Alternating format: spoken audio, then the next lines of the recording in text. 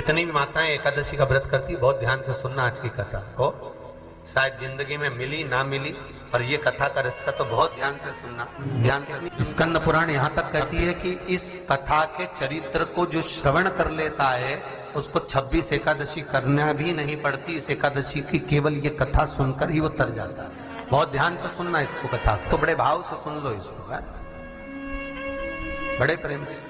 शास्त्र कहता है कि जितनी एकादशी होती है 26 की 26 एकादशी का अगर आप वर्णन करेंगे, 26 की 26 एकादशी का यदि आप स्मरण करेंगे, तो एक एक एकादशी का अगर नाम स्मरण करें तो कितना कितना सुंदर। चैत्र के महीने में 2 एकादशी, कामदा पाप मोचन, बैसाख में 2 वरुथनी मोहिनी, ज्येष्ठ महीना अपरा निर्जला, आषाढ़ योगनी देवशवनी, श्रावण महीने की कामिका पुत्रदायिनी, भादो महीने की अजा परिवर्तनी, अश्विनी महीने की इंद्रा पापकुशा, कार्तिक महीने की रमा प्रबोधनी, मार्गशीर्ष मास की उत्पन्ना और मोक्षदा, पौष महीने की सफला और पुत्रदा,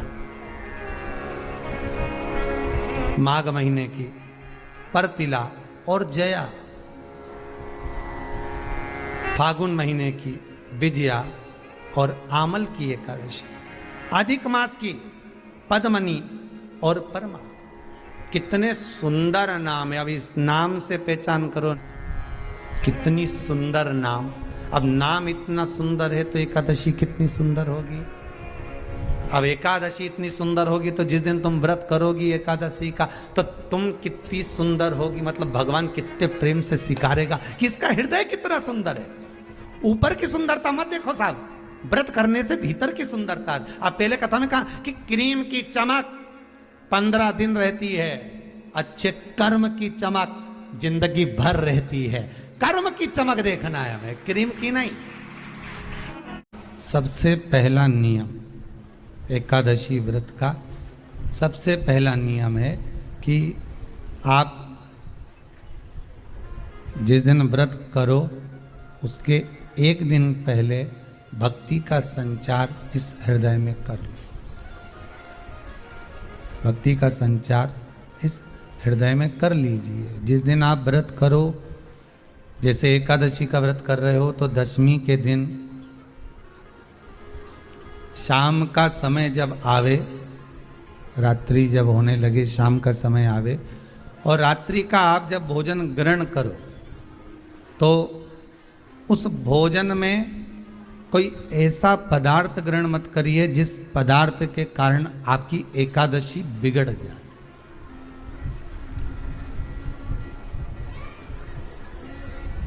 कोई बेकार भोजन में ग्रहण नहीं करना, श्रेष्ठ भोजन ग्रहण करिए दशमी के। और एकादशी का दूसरा नियम बहुत ध्यान से सुनिएगा। जिस दिन आपकी एकादशी का व्रत हो उस दिन प्रयास करिएगा कि अपने हाथ से किसी भी वृक्ष की कोई पत्ती टूटे ना। अपने हाथ से किसी भी वृक्ष की, पौधे की, किसी भी वृक्ष की पत्ती अपने हाथ से ना टूटे। बहुत ध्यान दीजिएगा महाराज। एकादशी का ये दूसरा नियम है कि अपने हाथ से किसी पौधे की, किसी वृक्ष की, किसी डाली की कोई पत्ती टूटे ना, कोई पत्ती ना टूटे, इसका प्रयास करिए।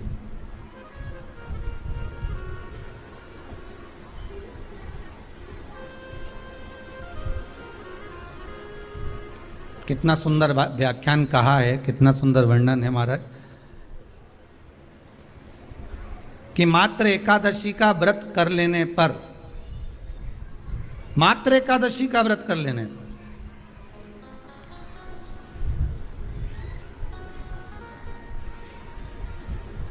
जो पूर्व में किया गया हमारा पाप कर्म है, हमने किसी जीव की हत्या करी है, हमने किसी को कष्ट प्रदान करा है, हमने किसी को अपशब्द कहा है, हमने किसी को ताने दिए, हमने किसी को आड़ा टेढ़ा कहा है, हमने किसी को गालियां दे दी है, मात्र एकादशी का व्रत ही कर लेने पर ये सारे जो दोष हैं वो समाप्त हो जाते हैं।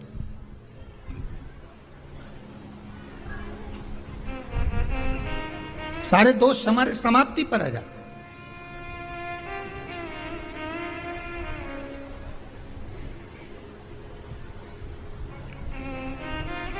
अब एक विचार करिएगा थोड़ा सा अपने मन में, अपने चित्त में, अपनी वृत्ति में एक बात उतारिएगा, एक अपने मन में एक बात को उतार कर रखिएगा कि आप अपने पाप को, अपने पाप कर्म को जिस दिन छिन्न करने वाले हो, समाप्त करने वाले हो, अपने पाप को आप जिस दिन समाप्ति पर लेकर जा रहे हो, तो उसके एक दिन पहले आपको प्रसन्नता होना चाहिए कि नहीं होना चाहिए कि कल मेरा पाप कटने वाला है, कल मेरा पाप समाप्त होने वाला है, जो मैंने पाप कर्म करा है वो समाप्त होगा, जो मैंने पाप कर्म करा है वो कल समाप्त हो जाएगा। तो एक दिन पहले आपके चेहरे पर प्रसन्नता हो कि ना हो?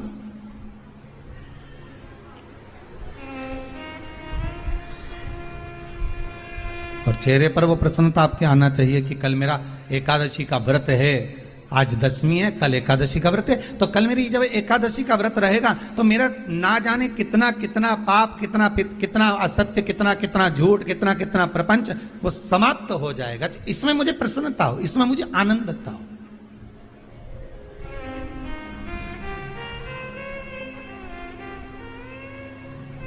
तो क्या कहा गया कि प्रयास करिएगा कि एकादशी के दिन कोई वृक्ष की, कोई डाली की, कोई कोपल की कोई पत्ती ना तोड़ी जाए। क्यों? तो कहा अगर उस पत्ती को हम तोड़ देते हैं, वृक्ष की पत्ती को या क्यारे में लगी हुई कोई डाली की पत्ती को हम तोड़ देते हैं, तो एकादशी का पुण्य फल प्राप्त नहीं होता, एकादशी का कोई फल हमारे खाते में नहीं जाता, पुण्य फल प्राप्त। अब फिर भले तुम चाहे तुमने मोरधन खाया हो, चाहे तुमने फिर चिप्स खाई हो, चाहे तुमने फिर व्रत का कितना ही सामान खा गए हो और तुमने सोचा कि आज मेरी एकादशी है, तो फिर उसका कोई फल प्राप्त नहीं है, उसका कोई सुख प्राप्त नहीं है आपको, फिर उसका कोई आनंद प्राप्त नहीं है आपको, तो उसमें कोई आनंद की अनुभूति आपको नहीं मिल रही। को याद रखिए, गौदान और एकादशी, श्रीमद वल्लभाचार्य जी ने मायावत का खंडन करा था जगन्नाथपुरी में, और श्रीमद वल्लभाचार्य जी ने कहा था एकादशी मरने के बाद मत दो, एकादशी जीते जी दो। कहा था कि नहीं कहा था? जीते जी दान करिए। इसलिए जगदीश में, जगन्नाथपुरी में एकादशी उल्टी लटकी हुई है। करें आपने दर्शन? जगदीश में एकादशी को उल्टा लटकाया। क्यों? क्योंकि वल्लभ ने कहा कि एकादशी जीते जी दो। कई पंडितों कहते हैं तुम्हारे दादाजी मर गए, जब 12वें का दिन होता है ना तो पंडित जी संकल्प छुड़ाते हैं, देव एकादशी। बड़े बेटे ने 5 दे दी, छोटी बहू ने 3 दे दी, उसने 2 दे दी, उसने 2 दे दी, तो क्या तुम्हारे दादाजी भिखारी थे जो तुम्हारी एकादशियां लेकर जाएंगे? और तुम कौन होते हो दादाजी को एकादशी देने वाले? तुमने कौन सा इतने पुण्य कर लिए जो तुमने एकादशी दे दी? एकादशी के दान की महत्वता श्रीमद वल्लभाचार्य जी ने कहा कि कोई व्यक्ति अगर खटिया पर सड़ रहा है, पलंग पर तड़प रहा है, हॉस्पिटल में पड़ा हुआ है, तो निवेदन है कि उसको देखने जाओ तो अपनी करी हुई एकादशी में से 2 एकादशी का दान उसको तुरंत दे दो। क्यों? तो जिससे उसको मोक्ष मिल जाए, मरने के बाद नहीं। क्योंकि मरने के बाद तो वो 10वें के दिन, गरुड़ पुराण में लिखा है 10 दिन तक जीवात्मा घर की अटारी पे रहती है। कितने दिन? 10 दिन। 10 दिन के बाद जीवात्मा चली जाती है। कहां जाती है? उसको जहां जाना है। 3 दिन में उसको भोग भोगना पड़ता है जीवात्मा को। 3 दिन नरक का भोग भोगती है, उसके बाद स्वर्ग का भोग भोगती है। 18 दिन में ये प्रोसेस पूरी हो जाती है। कितने दिन? 18 दिन। 18 दिन के बाद में उस जीवात्मा को धान के खेत में पटका जाता है। किसके खेत में? धान के, चावल के खेत में। इसलिए कहते हैं एकादशी के दिन चावल मत खाओ। कहते कि नहीं कहते? और क्या कहते हैं? द्वादशी के दिन चावल खाना जरूरी है। एकादशी का पालना करना है तो द्वादशी को चावल का 1 ग्रास खाओ, तब द्वादशी को चावल खाओगे तो एकादशी लगेगी। चावल नहीं खाओगे तो एकादशी नहीं लगेगी। द्वादशी को चावल खाना जरूरी है। क्यों कहते हैं? क्योंकि धान के खेत में जीव को छोड़ा जाता है, उस धान के खेत में, चावल के खेत में जीवात्मा रहती है, उसको चिड़िया खाती है तो चिड़िया के रूप में जन्म लेता है, मनुष्य खाता है तो मनुष्य के रूप में जन्म लेता है। इसलिए एकादशी के दिन चावल नहीं खाया जाता, क्योंकि एकादशी के दिन हम चावल खाएंगे तो जीव हत्या का दोष लग जाएगा। फिर कब खाना है? द्वादशी के दिन। द्वादशी के दिन क्यों खाया जाता है? क्योंकि हम एकादशी के व्रत करे रहते हैं और पहला घासा जब चावल का खाते हैं तो अपनी करी हुई एकादशी का पुण्य जितने जीव हमारे मुंह में जाते हैं उनको उसका पुण्य मिल जाता है और उनका फिर जन्म नहीं होता, वो तर जाते हैं, उनको एकादशी का भाग मिल जाता है। इसलिए कहते हैं एकादशी को चावल मत खाओ पर द्वादशी को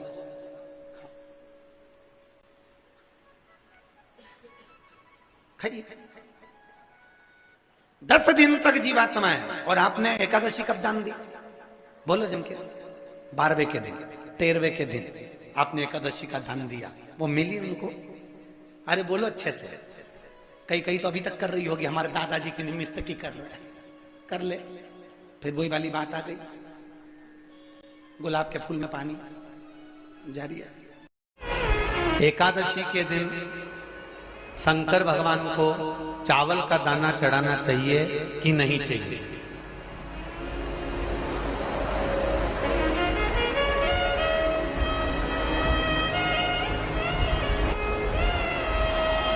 बीमार व्यक्ति से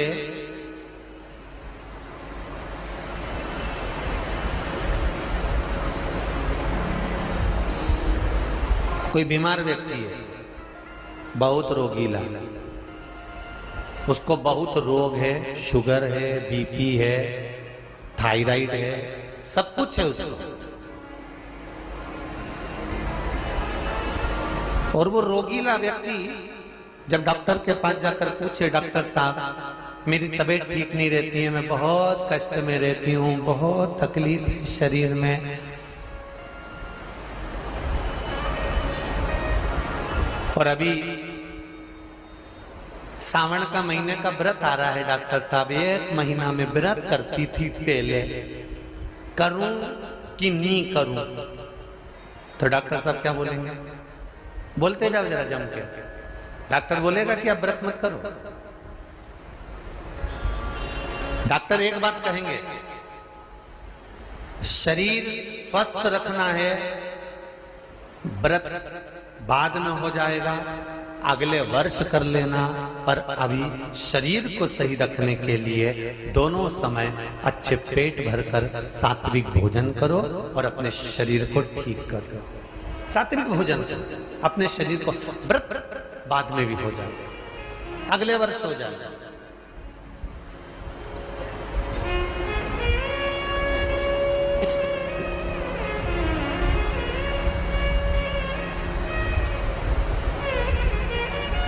अभी तुम थोड़ा सवेरे 2 बिस्कुट ले लिया करो, सुबह नाश्ता ले लिया करो, भोजन ले लिया करो, फिर दोपहर में कुछ हल्का फुल्का लेकर थोड़ी थोड़ी देर में खाते रहना चाहिए। हो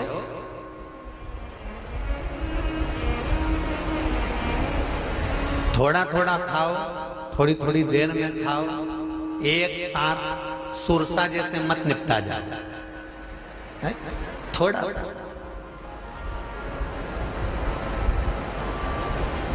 ज्यादा खाओगे और ज्यादा कमाओगे तो दूसरों को कष्ट नहीं होगा, कष्ट खुद को होगा। ज्यादा खाओगे आपाच्य हो जाएगा, रात की नींद उड़ जाएगी, शरीर में अच्छा नहीं लगेगा। ज्यादा कमाओगे, रात की नींद उड़ जाएगी, दुनिया की दृष्टि तुम पर पड़ जाएगी और तुम्हारी रातों की नींद। कमाओ भी उतना जितना खर्च कर सको और खाओ भी उतना जितना पचा सको। अति सर्वस्व वर्जक। डॉक्टर कहेंगे ये तुम्हारा व्रत जो है ना अगले साल कर लेना, इस साल मत करिए, इस साल तो आराम से भोजन वोजन करो तुम लोग, बढ़िया प्रेम से खाओ पिए। तो उसी तरह किसी ने पूछा कि चावल का दाना एकादशी पर भगवान शंकर को चढ़ा सकते हैं? चावल का दाना शंकर जी को चढ़ाते क्यों है, पहले तो वो समझ। बेलपत्री का तो महत्व आपको बार बार बताया कि बेलपत्री शिव जी को क्यों चढ़ाई जाती है, कहीं रोग के लिए, कहीं बीमारी के लिए, कहीं किस कार्य के लिए, कहीं कोई कार्य के लिए, कहीं कोई कार्य के लिए। चावल का दाना अगर हम शंकर भगवान को चढ़ा रहे हैं तो क्यों चढ़ा रहे हैं, उसका कारण क्या है? चावल का दाना शिव को चढ़ाने का केवल एक कारण रहता है कि चावल को अक्षत कहते हैं।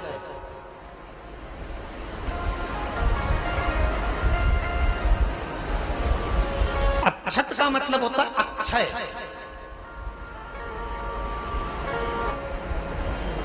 उसका मतलब क्या होता है? अक्षय, जिसका कभी क्षय ना हो। जब हम भगवान शंकर को चावल का दाना चढ़ाते हैं, जैसे बहुत ध्यान दीजिएगा महाराज, बहुत समझने वाली बात है, बहुत ध्यान से।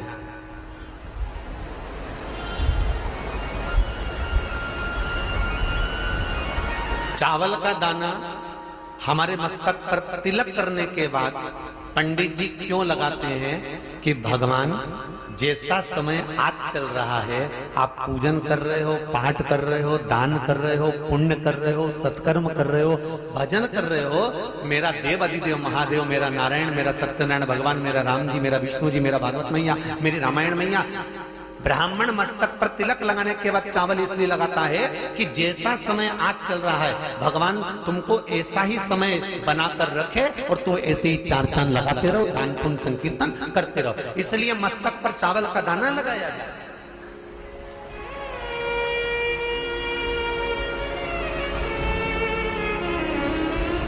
कोई मर जाता है,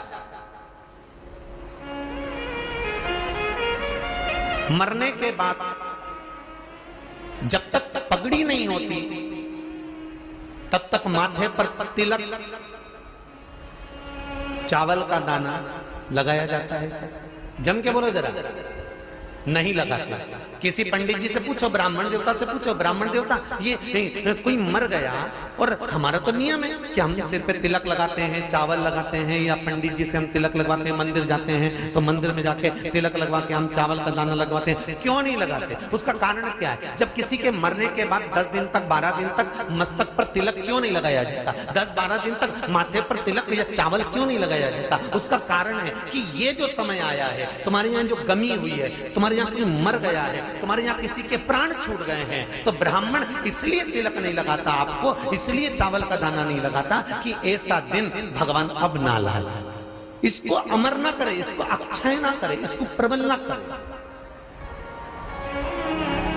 और जब चावल का दाना, तो यहां शिव महापुराण की कथा करी, चावल का दाना हम शिव जी को क्यों चढ़ाते हैं, भगवान को क्यों समर्पित करते हैं, भगवान की पूजन में अक्षत क्यों समर्पित करते हैं, चावल क्यों समर्पित करते हैं, उसका कारण क्या है? तो कहा आज मैंने जब चावल का दाना आपको समर्पित करा है, जिस भाव से, जिस विश्वास से, जिस श्रद्धा से, जिस मन से मैं आपको रिझा रही हूं, हे भोलेनाथ मेरी ये मनोकामना पूर्ण कर, इसको अक्षय कर देना, इसको अमर कर देना, बस इतनी कृपा आप कर। अब किसी ने पूछा एकादशी के दिन चावल चढ़ाए कि नहीं चढ़ाए, तो यहां तो सीधी सीधी बात है, बीमारी देखकर थोड़ी ना आती है कि नवरात्र चल रहे हैं कि सावन का सोमवार चल रहा है। बीमारी तो बीमारी। तुम चावल मत खाओ। तिरुपति कौन कौन गया? हाथ उठाओ। ठीक है। जगन्नाथ जी कौन कौन गया? हाथ उठाओ। हाँ ठीक है। द्वारका जी कौन कौन गया? हाथ उठाओ। ठीक है। बद्रीनाथ कौन कौन गया? हाथ उठाओ। ठीक है। एकादशी के दिन कभी तुम बद्रीनाथ चले जाओ, एकादशी के दिन तुम द्वारका चले जाओ, एकादशी के दिन तुम तिरुपति चले जाओ, एकादशी के दिन तुम जगन्नाथ चले जाओ, एकादशी के दिन तुम्हारी मर्जी पड़े भगवान के किसी धाम में चले जाओ और भगवान को भोग लगाओ और उनकी थाली को झांक कर देखना, उसमें चावल जरूर मिलेगा। उसमें ऐसा नहीं है कि चावल नहीं मिलेगा। बद्री नारायण में भगवान को चावल का भोग लगा हुआ मिलेगा, द्वारका में चावल का भोग लगा हुआ मिलेगा, आपको जगन्नाथ में चावल का भोग लगा हुआ मिलेगा, तिरुपति में मिलेगा, द्वारकाधीश में मिलेगा, नाथद्वारा में मिलेगा, सांवरिया सेठ में मिलेगा, काकरोली जी में मिलेगा। आप जहां जाओगे वहां पर एकादशी के दिन भगवान को चावल आएगा, क्योंकि भगवान के लिए परहेज नहीं है।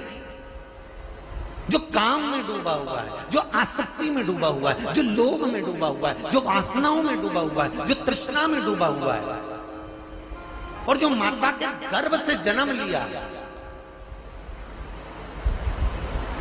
एकादशी के दिन चावल उसको नहीं खाना। बहुत सुंदर संवाद है, ध्यान दीजिएगा। जिसके घर में कमाने वाले 2-4 हैं, पैसा तो आ रहा है पर घर में टिक नहीं रहा, डॉक्टर में, पुलिस में, एक्सीडेंट आदि में, कहीं गलत जगह पर व्यसन में अगर पैसा जा रहा है, जुए में, मांसाहार, मदिरा पान, या कहीं आया पैसा आने में कमी नहीं, आ रहा है पर टिक नहीं रहा, रुक नहीं रहा। कोई मांगने आ गया, दे दिया, फिर वहां से अपने पास नहीं आ रहा, अपन कह रहे हैं भैया हमारा पैसा लौटा दो, नहीं आ रहा। तो महाराज शिव महापुराण की कथा कहती है, एकादशी के दिन गंगा के जल में मात्र 7 बेलपत्री डालकर जो नंदीश्वर भगवान अर्थात जो शंकर जी के शिवलिंग के सामने नंदी होता है, उस नंदी के चरण पर गंगा का जल चढ़ाकर बेलपत्री शिव पर समर्पित कर देता है, उसके घर में रुपया रुकना चालू हो जाता है, फिर वो गलत जगह पर नहीं जाता, गलत स्थान पर वो धन जाएगा ही नहीं। बेटा अगर व्यसन में पड़ा हुआ है, मदिरा पान में पड़ा हुआ है, मांसाहार में, जुए आदि में जा रहा है, तुम्हें लग रहा है कि मेरा बेटा गलत मार्ग पर जा रहा है, ये मित्र दोस्ती गलत हो रही है, वो सही जगह पर आ जाए। करना है एकादशी।